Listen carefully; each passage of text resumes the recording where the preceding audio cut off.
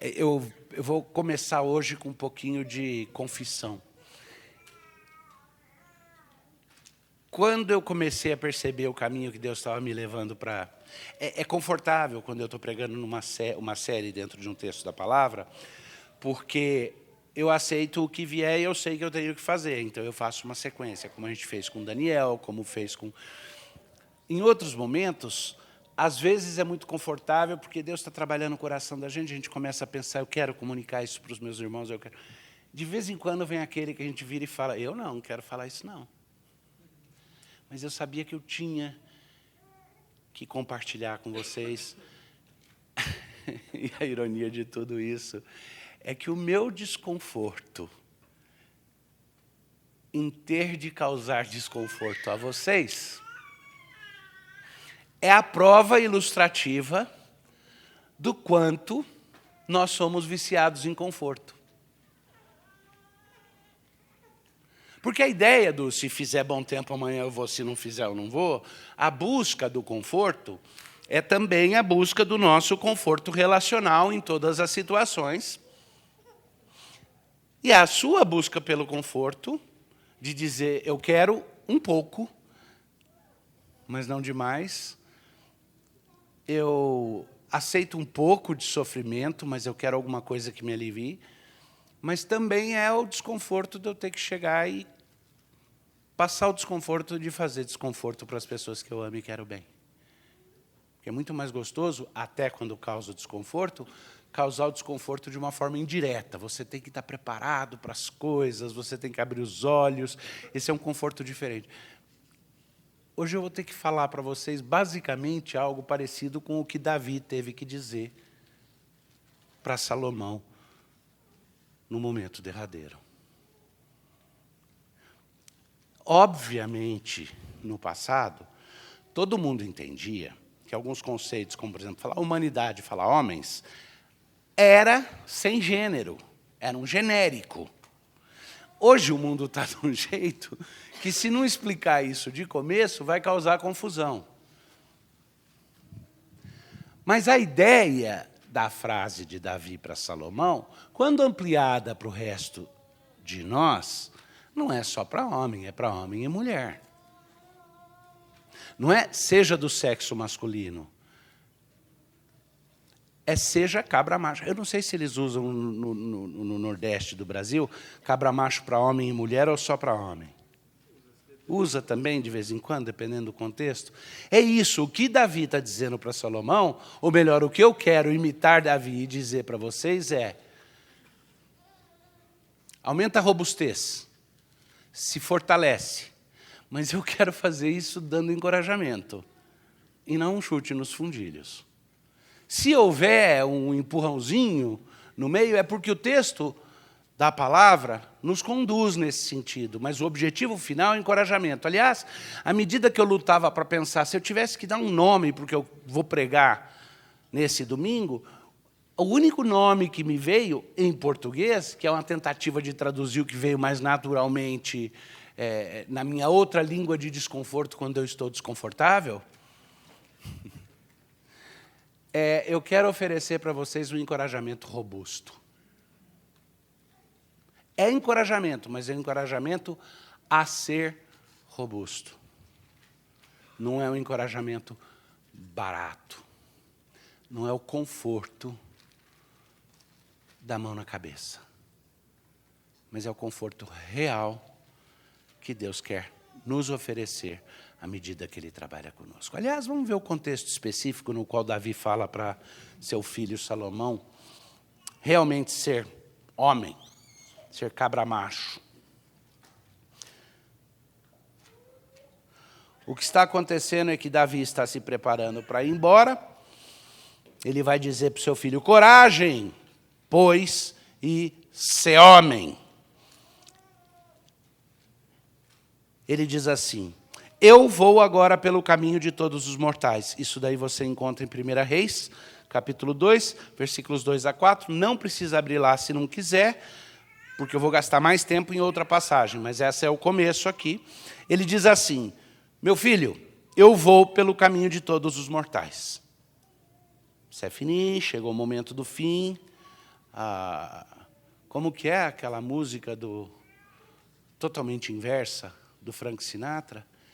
E agora que eu chego no momento derradeiro, e o apagar das luzes e fechar-se a cortina, eu digo que tudo que eu fiz do meu próprio jeito. I did it my way. Aqui é o contrário. Davi é um homem que está chegando no fim da vida e dizendo, toda vez que eu fiz do meu próprio jeito, eu me estrepei, mas eu aprendi a fazer as coisas do jeito que Deus queria. Então ele vira para o filho dele e fala, eu vou agora pelo caminho dos mortais. Coragem, pois, sê homem. Guarda os preceitos do Senhor teu Deus para andares nos seus caminhos, para guardar os seus estatutos e os seus mandamentos, e os seus juízos e os seus testemunhos, como está escrito na lei de Moisés, para que te prosperes em tudo o que fizeres e por onde quer que fores. Então, a definição aqui de Davi do que é ser homem em primeiro lugar, guarda os preceitos. Para que o Senhor confirme a palavra que falou de mim, dizendo, se teus filhos guardarem o seu caminho para andarem perante a minha face, fielmente, de todo o seu coração e de toda a sua alma, nunca te faltará sucessor ao trono de Israel. E o interessante é que Davi diz para o seu filho, ser homem e guarde a aliança, porque Deus prometeu para mim que a sucessão das gerações no meu trono e a minha prosperidade dependeria de cada filho meu andar nos caminhos e preceitos do Senhor. Faça-o por mim. E falei que a gente é meio mole, né? Vai se preparando. Muitas vezes, na hora de pregar, você vai dizer, eu não queria falar isso porque vai incomodar. Na hora de presidir uma reunião de conselho, você vai falar, eu não queria causar desconforto, eu não queria ter que opor ninguém, eu não queria.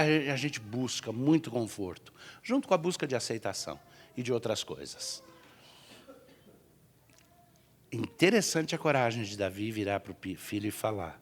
Porque normal seria você dar a instrução para o seu filho e falar, estou falando pelo seu bem. Difícil ter a coragem de falar, estou falando pelo seu bem e estou falando por mim. Porque eu recebi uma promessa de que todos vocês seriam abençoados se você fosse fiel, depende de você. Faça por mim. Faça para o seu próprio bem é mais fácil. E a coragem de falar, faça por mim. Eu nunca me esqueço uma frase que ficou marcada na minha vida, que eu ouvi de um menino bem mais novinho que eu, mas eu era menino também. Estávamos na cidade de Jaú, numa livraria que meus pais tinham montado lá para vender livros evangélicos, uma livraria cristã. Papai pastoreava a igreja em Jaú. E eu estava lá na frente da livraria e o papai tinha passado lá da igreja. E, de repente, a gente escutou um barulhão. Blum, ba, ba, bum! E um menino com uma bicicleta tinha ido parar embaixo de um caminhão.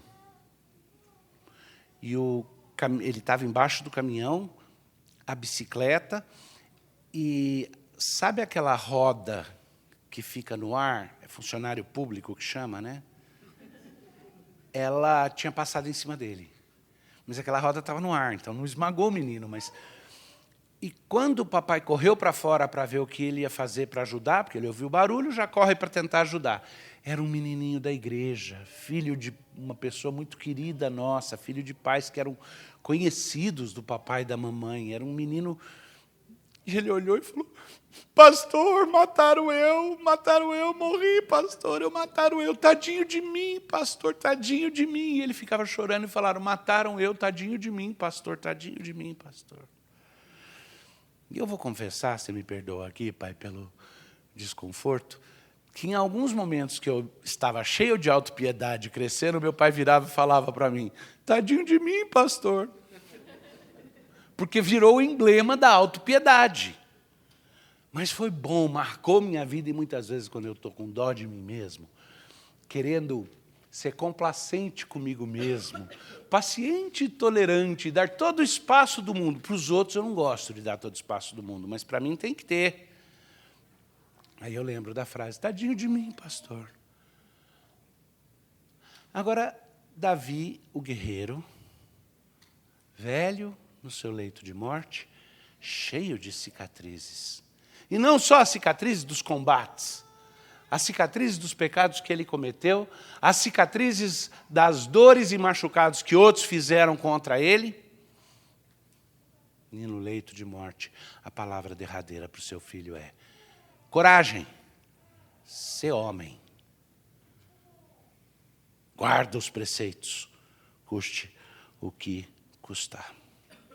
Jeremias, um profeta, também experimentou, tempos depois, o mesmo tipo de crise por conforto.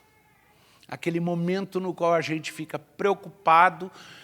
Tem o tadinho de mim, pastor, grandão, e o tadinho de mim, pastor, menorzinho, né? Tem dó de mim. Tinha uma música que dizia isso, não é? Tem dó de mim.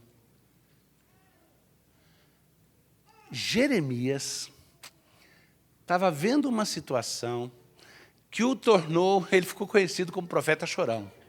Tá? Chorão, chorão, chorão. E muitas vezes ele chorava pelo povo de Deus, mas muitas vezes ele chorava por ele mesmo.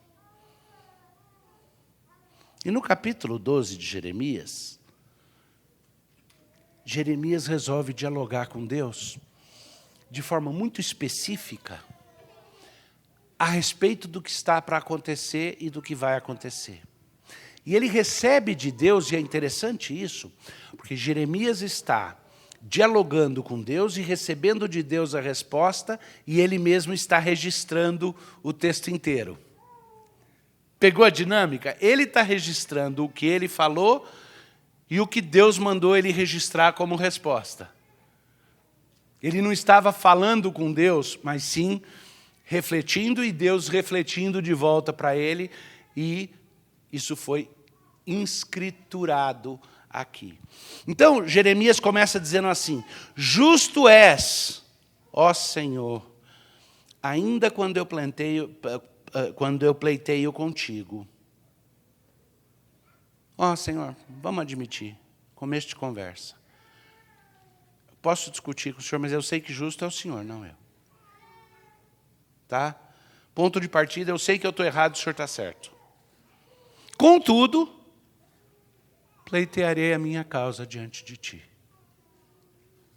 Escuta bem, Deus é a única pessoa com quem você pode fazer isso. Não faça isso com outras pessoas, porque é desonesto. Deus é a única pessoa que você pode dizer: eu sei que o Senhor está certo, mas ainda assim me deixa chorar as pitangas e pleitear a minha causa. Porque Deus é aquele de quem nós esperamos a segurança, a misericórdia e a aceitação final, que nos abençoe e então nos prepara para que amemos os outros e sejamos doadores e não tomadores dos outros. De Deus eu peço, com Ele eu choro. Então, Jeremias diz: vou pleitear minha causa. Sei que estou errado e que o Senhor é que está certo, mas vou pleitear minha causa. Por que prospera o caminho dos ímpios? Por que vivem em paz todos os que procedem aleivosamente? E vou te falar, o que começou a mexer com o meu coração e me dizer que a necessidade era pregar isso para vocês, é que uns 3 anos atrás eu falei: vem bronca, vai preparando o coração, vem bronca. Aliás, eu preguei nesse capítulo de Jeremias, no capítulo 12, exatamente para dizer: se prepara, porque vem coisa. E eu não sei como vai ser esse ano, mas eu sei que Deus quer que nós estejamos preparados para uma série de coisas. Coisas que apavoram a gente, né? De repente a gente começa a ouvir vozes de sanidade que dizem: calma lá, nós estamos testemunhando o maior programa de depopulação que já se ouviu falar na história e está sendo tudo feito escondido. Calma lá, se prepara, porque a expectativa é de 27 a 37 milhões de casos de turbocâncer nos próximos anos, causados lá por um tratamento de mutação genética. Tem coisa vindo pela frente. E, honestamente, eu ainda estou com o Clériston travado aqui. E todos os outros casos onde a lei é desrespeitada aqui de forma absurda. E daí a gente começa a receber aquelas sondagens da atual quadrilha que detém o poder hoje, perguntando se não tinha jeito da gente participar de uma reunião com lideranças evangélicas, porque há um interesse deles de fazer uma aproximação, que está sendo mediada lá pelo PGR, que frequenta a Igreja Batista desde criança e tal. Então, será que não dava para participar? Tem vários que vão, então seria interessante ter uma representatividade ampla, porque há um interesse em cessar as hostilidades e estabelecer um relacionamento melhor entre o governo e os evangélicos. Por que prospera o caminho dos ímpios? Por que vivem em paz os que procedem aleivosamente, os orgulhosos? Por que eles estão bem? Plantaste-o, Jeremias está falando para Deus, e eles se arraigaram, medram, dão também fruto. Chegado estás à sua boca, porém longe do seu coração. Mas tu, ó Senhor, me conheces. Tu me vês e provas o meu coração para contigo.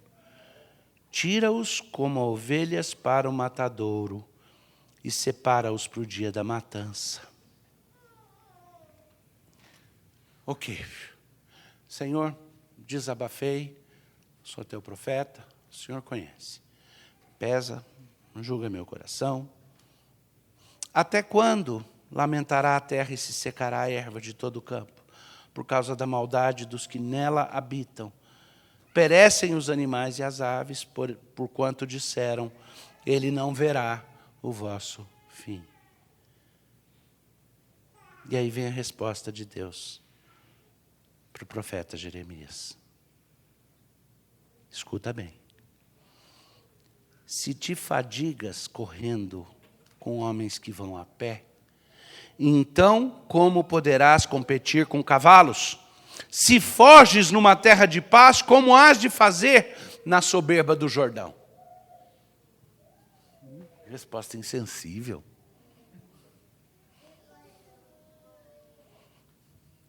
É tipo assim, você está fazendo supino, você está deitado na prancha fazendo supino, e o seu treinador vai lá e põe no supino um pouco mais de peso.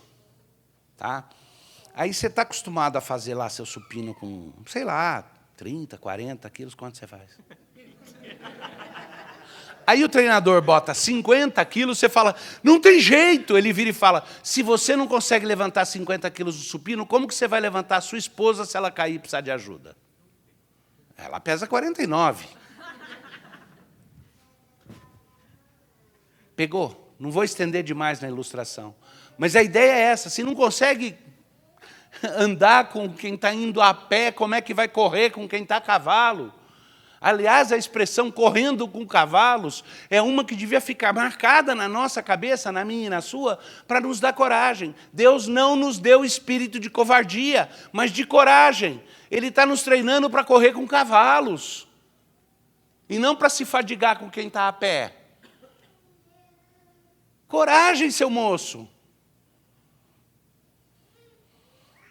Se te fadigas correndo com homens que vão a pé, então como poderás competir com cavalos?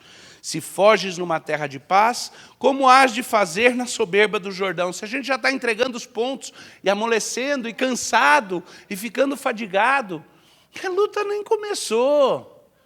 Espera. Ao vivo e a cores vai ser bem mais difícil. Mas Deus nos dá a coragem e nos prepara. E a palavra dele diz, ser homem, você mulher, você homem, ser homem, tenha coragem. Aí Jeremias continua, pois até teus irmãos e a casa do teu pai, eles mesmos se houveram aleivosamente contigo, eles mesmos clamam após ti em altas vozes, não te fies neles, ainda que te digam coisas boas. E aí o que Deus diz é, desamparei a minha casa, abandonei a minha herança, e entreguei a amada da minha alma na mão do seu inimigo.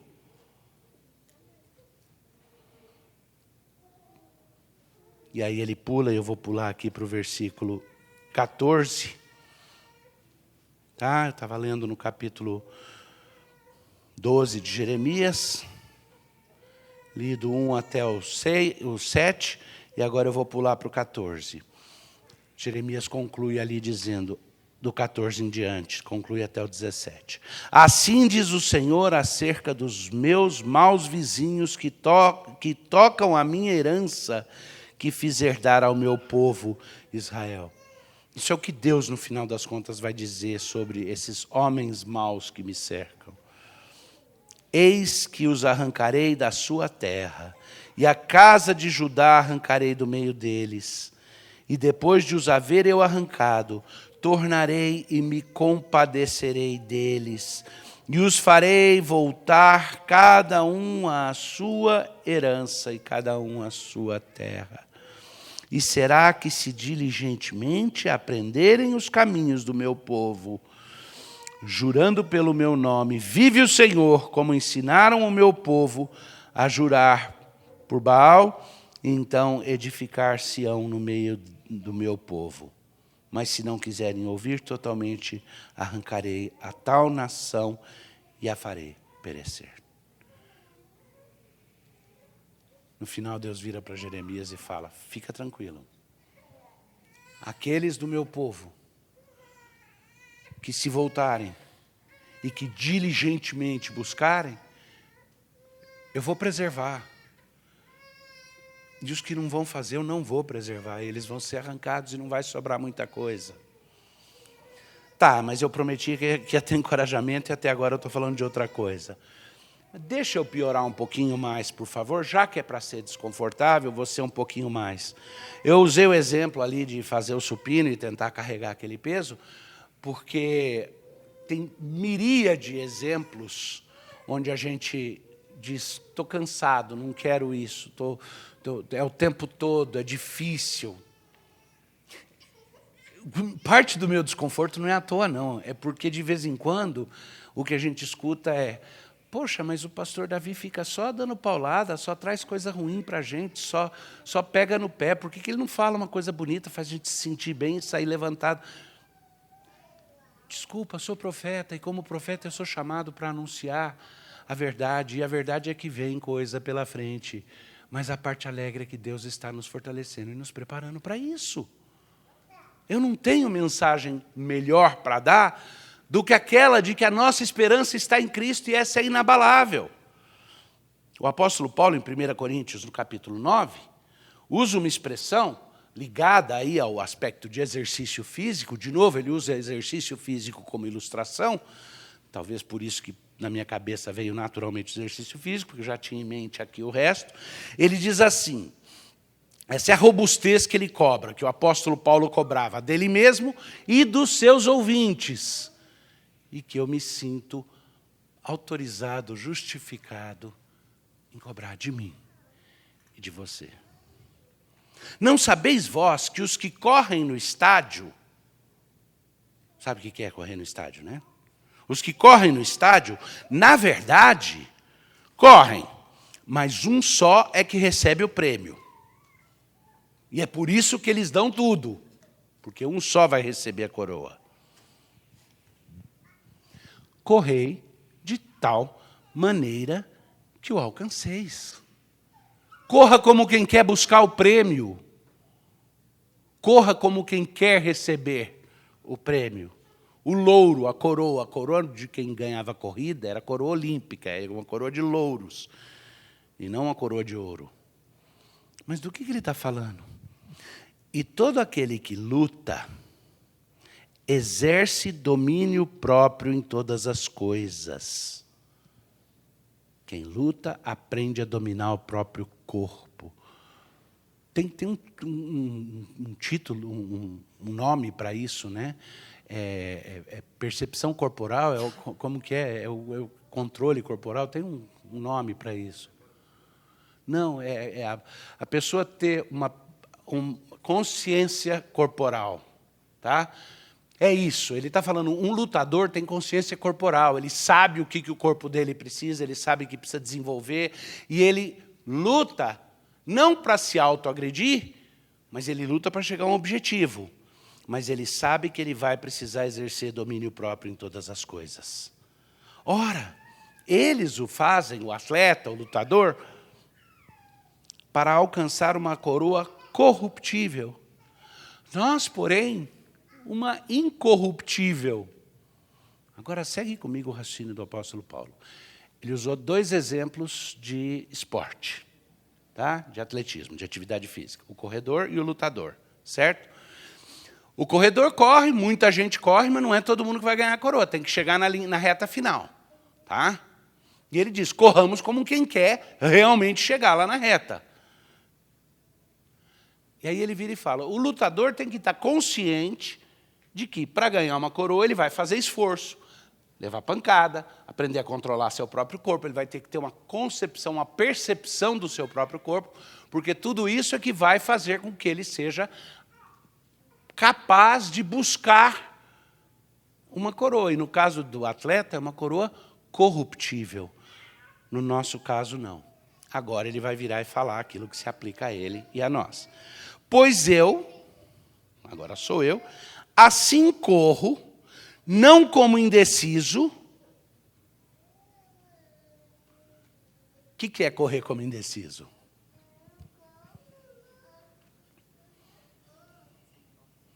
Sem foco, sem estar olhando para a reta final, sem saber que o mais importante é chegar lá. É correr olhando para o lado, é correr pensando na dor na perna, é correr pensando, será que o pessoal está me olhando na arquibancada? Pode ser pior.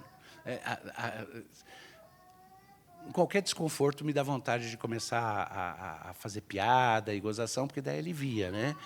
Então, já fica vindo na cabeça, correr assim, o corredor que corre, pensa, será que as mãos estão olhando para as minhas coxas definidas? Será que... Dá para começar a imaginar um monte de absurdo. O corredor, Paulo diz assim, eu corro não como indeciso, mas como alguém que tem clareza de onde eu preciso chegar. E agora ele vai falar do lutador. E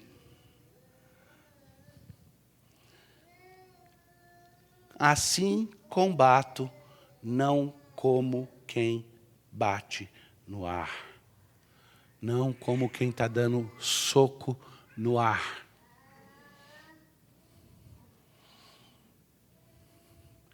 Qual que é o objetivo? Ele está decidido, ele corre como quem está decidido, e ele luta como um lutador que não fica dando socos no ar, mas que dá soco no lugar certo. Em quem que ele vai dar esses socos?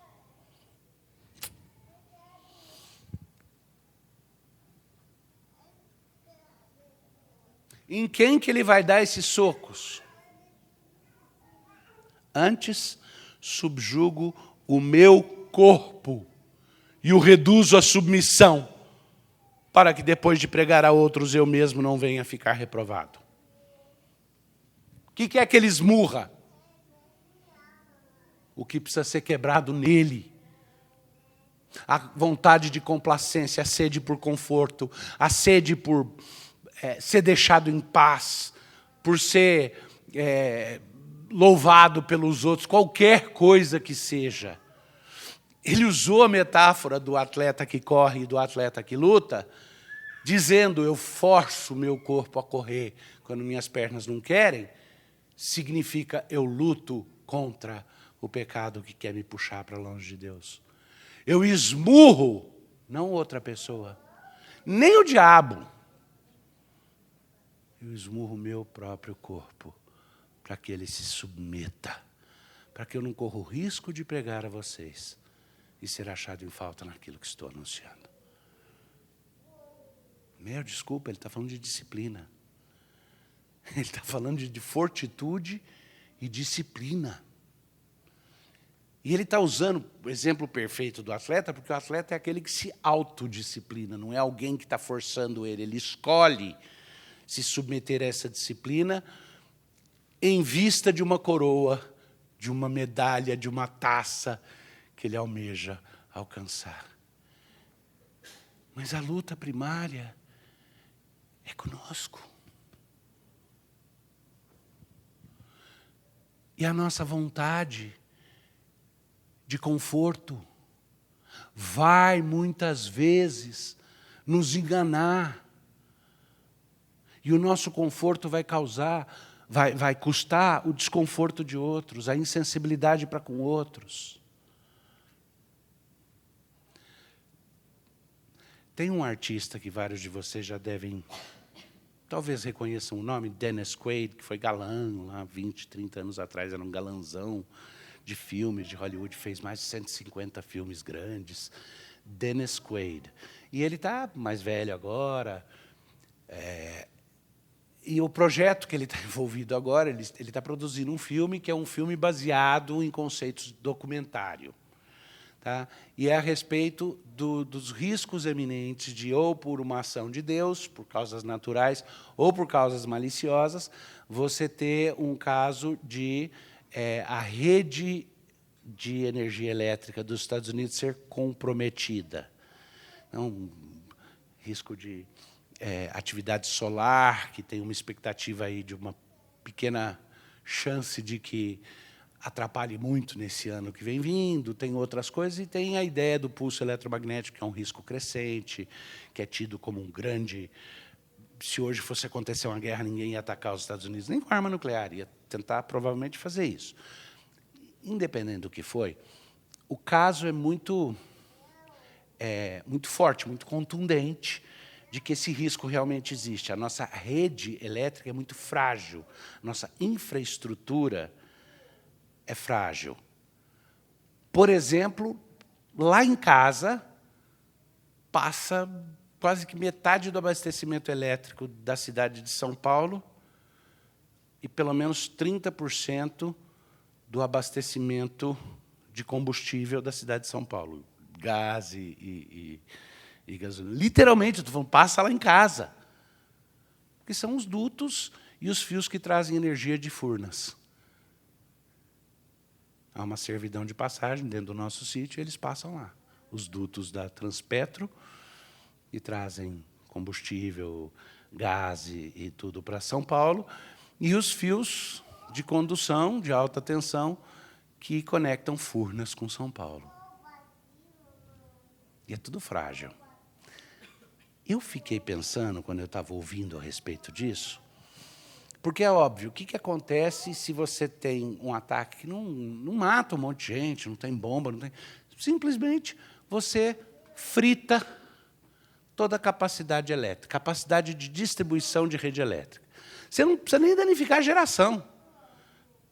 É só um pulso eletromagnético que tenha 80 quilowatts e pronto. Se tiver isso daí de radiação gama, você queima, porque a maioria de todos os transmissores, os transformadores, ele aguenta até 8, e os mais fortes até 12. Um pulsinho pequenininho. Agora, eu estou mencionando isso porque eu fiquei pensando, nossa, acaba as estimativas das agências de governo que fazem planejamento, o que acontece, é de que, no prazo de um ano, nos Estados Unidos, haveria uma redução populacional de 90%. Sabe o que eu fiquei louco quando eu ouvi isso? Mas 150 anos atrás aconteceu exatamente que foi um ato natural, e queimou toda a rede de telégrafo que existia nos Estados Unidos. Naquela época, a única coisa elétrica era telégrafo. E, realmente, os telégrafos foram fritados.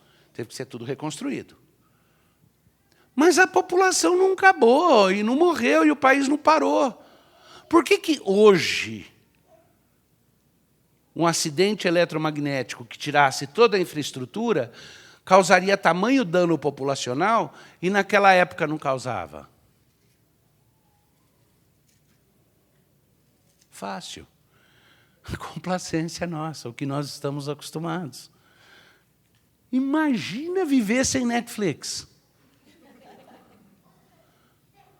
Já pensou se não tem um iPhone? Nossa, mas e ar-condicionado? Como que eu vou fazer? E o fato é que até no Brasil, até 100 anos atrás, todo mundo vivia sem quase tudo isso. E viviam bem. Mas nós somos tão moles e mal acostumados que nem todo mundo sobreviveria a uma crise que nos fizesse ter de voltar a viver como nossos avós e bisavós viviam. E Paulo está dizendo, eu não quero ser pego na fraqueza quando eu prego para vocês que Deus está aperfeiçoando vocês. Mas, agora sim, eu prometi que era para encorajamento. Abre a sua Bíblia em Hebreus, capítulo 12.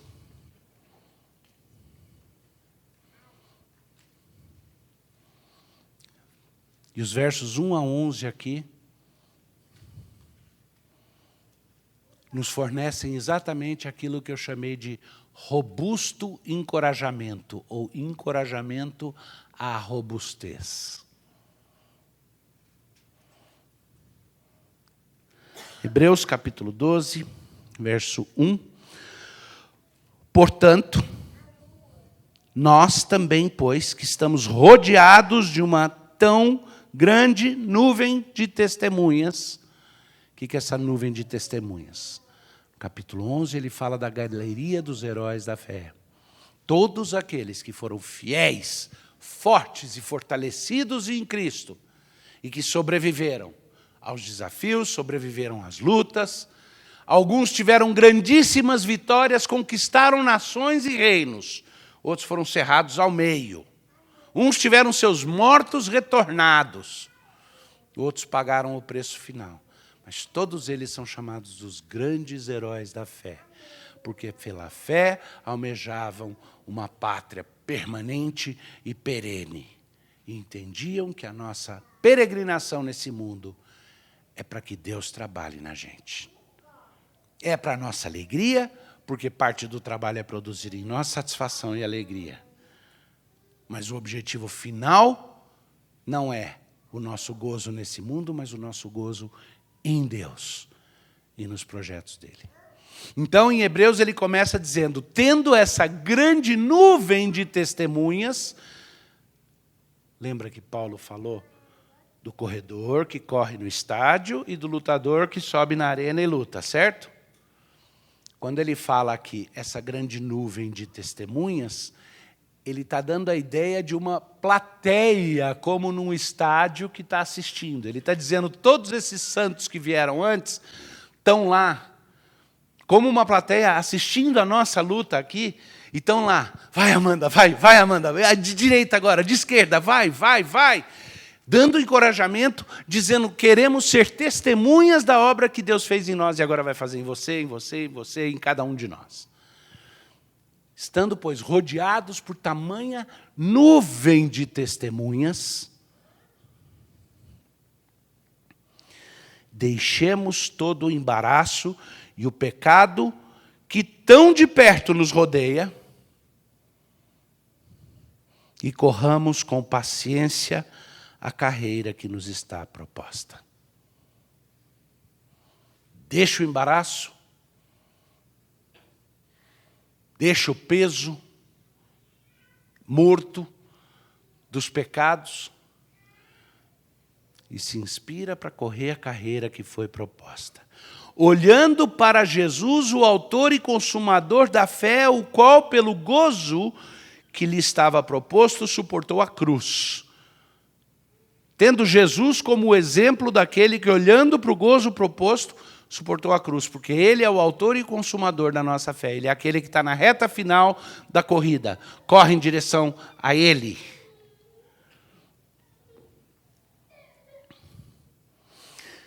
Quando ele fala que aquele que suportou a cruz, desprezando a afronta, e assentou-se à destra do trono de Deus. Considerai, pois, aquele que suportou tais contradições dos pecadores contra si mesmo, para que não enfraqueçais, desfalecendo o vosso ânimo. O objetivo aqui do autor da carta aos Hebreus é o quê? Um chute no fundilho para dizer sinta-se mal a respeito de você mesma? Não. Para que você não desfaleça e não perca o ânimo.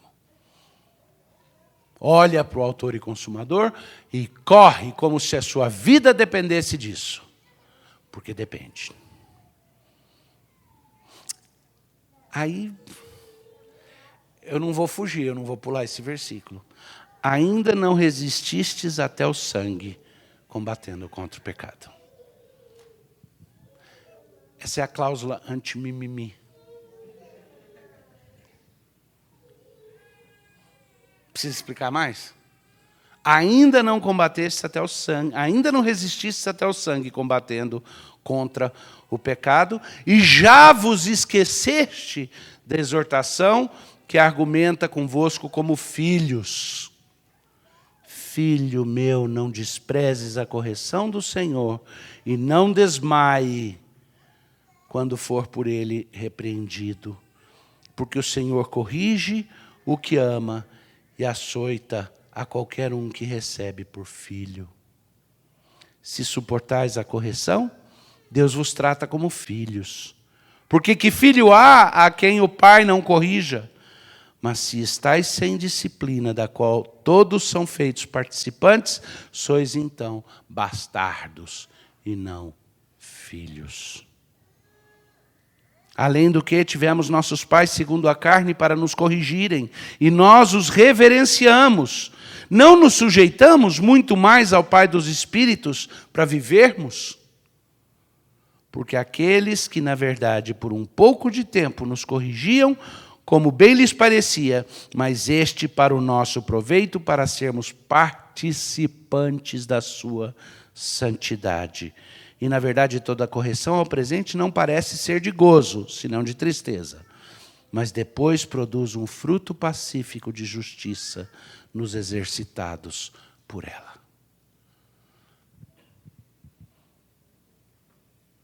Eu acho que é isso. O que eu quero para mim, o que eu quero para vocês é um fruto pacífico de justiça. Que nos torna fortes. Empoderados. Homens e mulheres empoderados. Porque foram exercitados pelo próprio Deus, que nos corrige porque nos ama e que nos ensinou a sermos homens. Sermos homens e mulheres que não têm medo do desafio que Ele coloca pela frente, antes entende que é uma oportunidade de fortalecimento e, ao final, de gozo e não de perda. Se o esforço não valesse a pena, duvido que tanta gente ia ganhar dinheiro com a academia. Aliás, qual é a frasezinha em inglês que todo mundo na academia fala? No, sem dor, sem ganho. Não é diferente aqui. Que Deus nos abençoe.